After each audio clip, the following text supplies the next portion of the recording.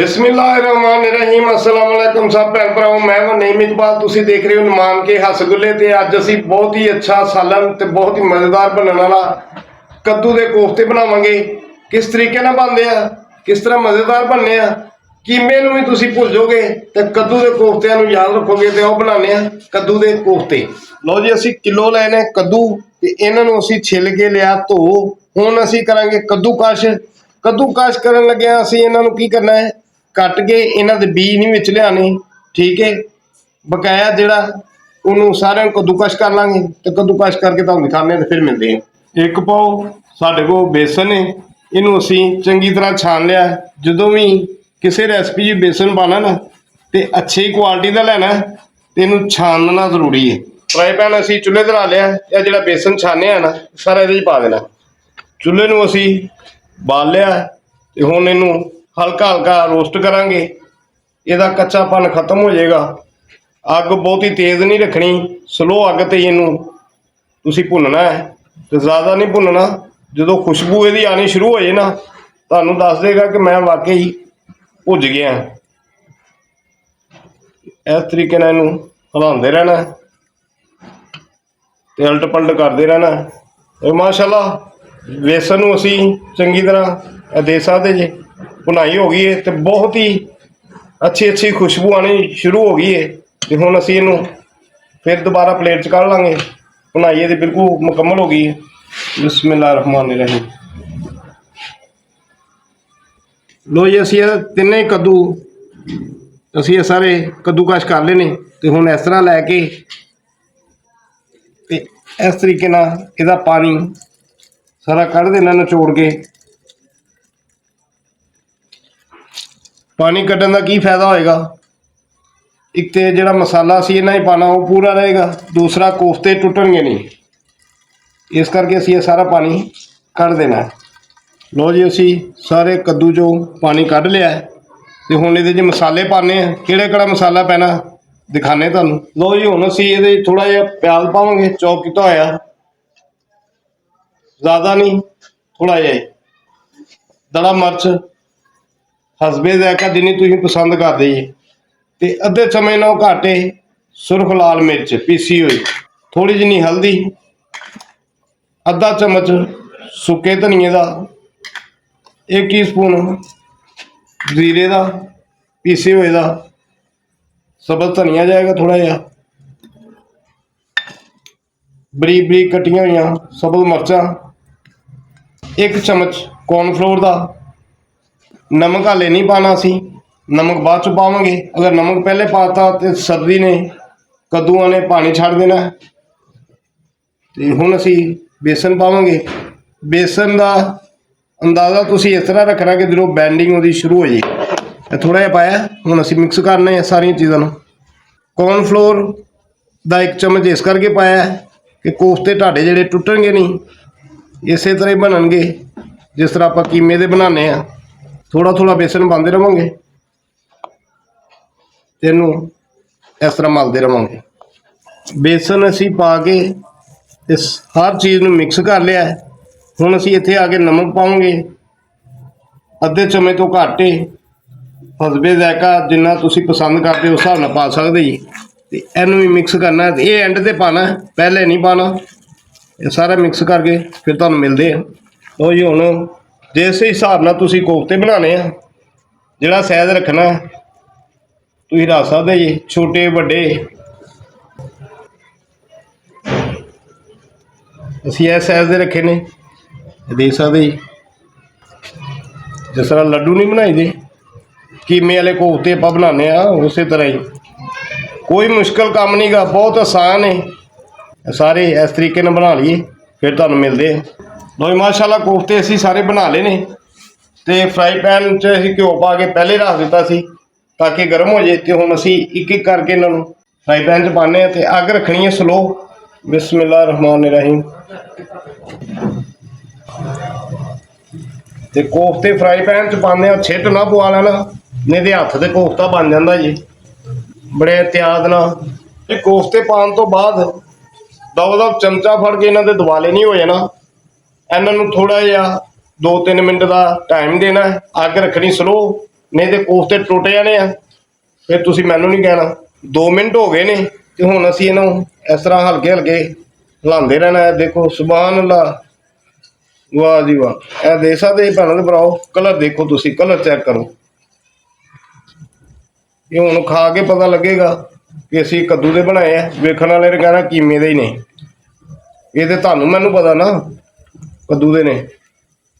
इहनूं इसे तरह ही घुमाइए ना, उलट पलट करिए ना इस तरीके नाल।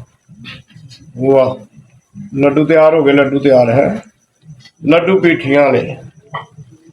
सुभान अल्लाह। इसे तरह ही तुसीं इन्हां नूं साइडां चेंज कर देनियां, टेंशन नहीं लैनी। इंशाअल्लाह ताला इसे तरह ही बनणगे।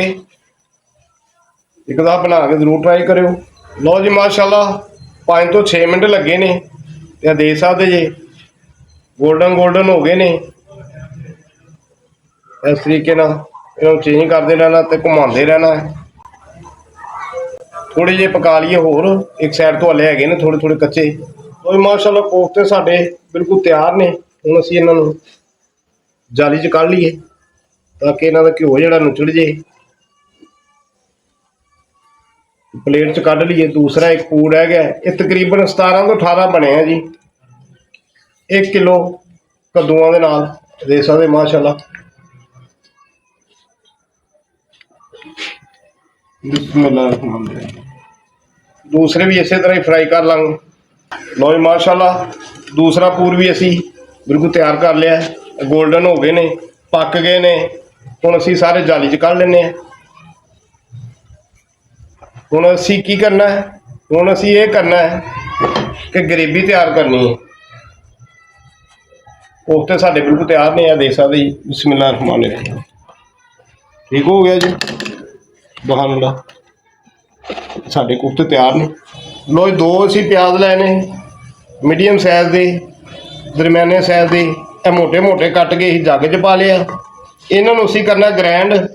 ग्रैंड इस करके करना कि दानेदार ग्रेवी बनानी। एक वड्डे साइज का टमाटर, 4 तो 5 सब्ज़ मिर्चां तेज़ वालियां बरीक जिहड़ियां होंदियां तेज़ होंदियां। थोड़ा जिहा असीं पावांगे पानी ताकि अच्छी तरह ग्रैंड हो जाए। लो जी फ्राई पैन असी दूसरा रख लिया जिहदे च हुण ग्रेवी तैयार करनी है। तो घिओ असी उही लैना जिहदे च असी कोफ्ते फ्राई कीते ने।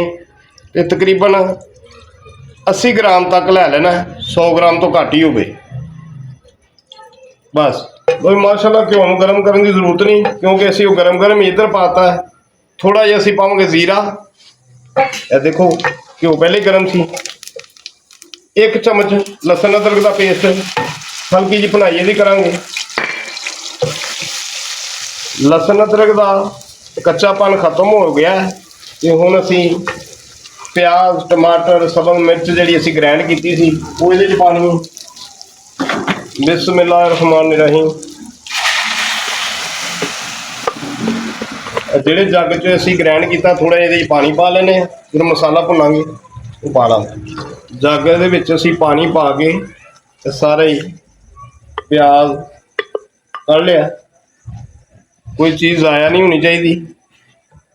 हुण असी इहदी पकाई करांगे। देखो ना दानेदार है, इस करके इहनूं ग्रैंड किया है ताकि सानू ग्रेवी जिहड़ी ना दानेदार चाहिए। 3 तो 4 मिनट असी इहदी भुनाई करांगे। प्याज का कच्चापन खत्म हुंदा है फिर इहदे मसाले पावांगे। लो जी इस तरीके नाल इहदी भुनाई करनी है। भुनाई इहदी बेहतरीन करनी है। प्याज कच्चा नहीं रहना चाहिए।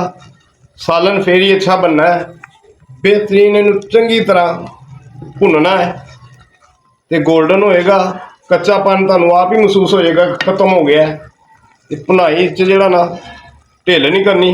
माशाअल्लाह 10 तो 12 मिनट असी प्याज की भुनाई कर ली है। तो हुण असी इहदे च आधा चम्मच नमक का, थोड़ा जिहा घट आधे चम्मच तो, थोड़ी जिनी हल्दी, 1 चम्मच सुरख लाल पीसी मिर्च का, इनू कर लेने मिक्स। थोड़ी जी भुनाई कर लीए 2-3 मिनट फिर तुहानूं दसदे हैं। इस तो बाद किहड़ी चीज़ पैनी है। भुनाई कर ली, भुनाई करदे आ हल्का जिहा पानी लावांगे। और माशाअल्लाह मिर्चां की भुनाई तो बाद 3-4 मिनट असी भुनाई कर ली है पानी ला ला के। तो हुण असी दही नूं फैंट लिया ਚੰਗੀ ਤਰ੍ਹਾਂ ਫੁੱਟੀਆਂ ਦੀਆਂ ਖਤਮ ਕਰ ਲਈਆਂ। ਥੋੜਾ ਜਿਹਾ ਦਹੀਂ ਪਾਵਾਂਗੇ 3 ਤੋਂ 4 ਚਮਚ। ਇਹਦਾ ਵੀ ਹੁਣ ਕੱਚਾਪਨ ਦੂਰ ਕਰ ਲਈਏ, ਪਾਣੀ ਇਹਦਾ ਖੁਸ਼ਕ ਕਰ ਲਈਏ। ਮਾਸ਼ਾਅੱਲਾ ਕਲਰ ਵੇਖੋ ਤੁਸੀਂ ਗਰੇਵੀ ਦਾ, ਸੁਭਾਨ ਅੱਲਾ। ਮਾਸ਼ਾਅੱਲਾ ਦਹੀਂ ਤੋਂ ਬਾਅਦ ਇਹ ਦੇਖ ਸਕਦੇ ਜੇ ਹਲਕਾ ਹਲਕਾ ਘਿਓ ਤੇ ਆਉਣਾ ਸ਼ੁਰੂ ਹੋ ਗਿਆ। ਤੇ ਹੁਣ ਅਸੀਂ ਇਹਦੇ 'ਚ ਕੋਫਤੇ ਪਾਣੇ ਆ ਜਿਹੜੇ ਅਸੀਂ ਫਰਾਈ ਕਰਕੇ ਰੱਖੇ ਸੀ। ਬਿਸਮਿल्लाह रहमान रहीम। ਸਾਰੇ ਕੋਫਤੇ ਪਾ ਕੇ ਫਿਰ ਅਸੀਂ ਇਹਨੂੰ ਕਰਾਂਗੇ ਮਿਕਸ। ਸਾਰੀ ਗਰੇਵੀ ਦੇ ਵਿੱਚ ਮਿਕਸ ਕਰ ਦੇਂਗੇ। ਦੇਖੋ ਇਸ ਤਰੀਕੇ ਨਾਲ।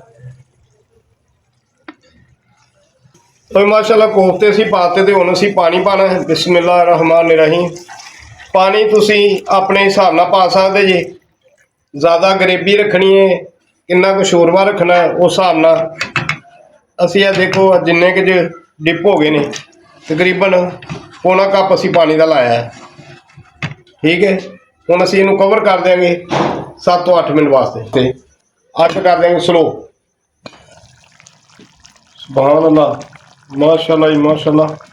देख सकते जी तरी उपर आ गई। ऐसे तरीके ने बनाना। हुण असीं की पाना इहदे च, थोड़ा जिहा असीं पावांगे गरम मसाला ते इन्ना की सुक्का धनिया पीसिया होया। असीं इहनूं इस तरीके नाल हिला लांगे। सुभान अल्लाह, देख सकते जी सालन बिल्कुल तैयार है। ग्रेवी चेक करो। इस तो ज़्यादा पतला रखना, शोरबा करना तो कर सकते जी। असीं यह ग्रेवी भी रखी है तो शोरबा भी रखा है, क्योंकि ठंडा हो गया ना ज़्यादा ग्रेवी हो जाती है। इस करके थोड़ा जिहा इहनूं नरम रखना पैंदा है।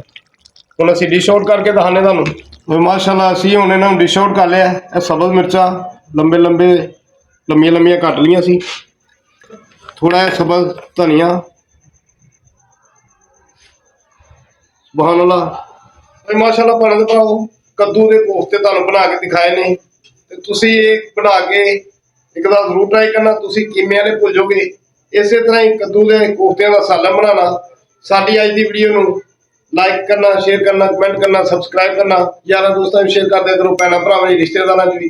अगे नवीं रेसिपी नाल नवीं वीडियो च फिर हाज़र होवांगे। उन्नी देर तक अल्लाह हाफिज़।